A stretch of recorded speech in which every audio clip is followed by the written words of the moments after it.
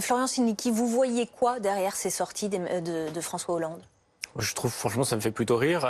Je trouve que c'est l'histoire du Roquefort qui dit au camembert tu pues. C'est l'amertume d'un père qui a été tué par son fils. Et vous savez qu'en politique, innover, c'est nécessairement trahir. Et on voit ici l'aigreur qui est celle de François Hollande pour Emmanuel Macron.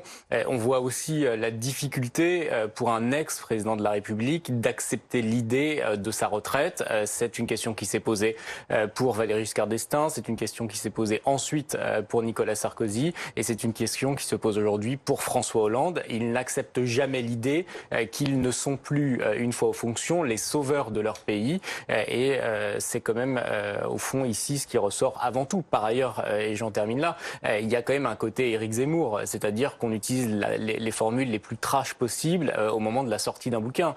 Il veut d'abord faire vendre ici François Hollande. Il est, en tout cas à mes yeux, absolument incapable d'être celui qui peut rénover le Parti socialiste dont il n'a jamais quitté l'habit de premier secrétaire. Merci beaucoup Florian Silnicki. Tout de suite, c'est la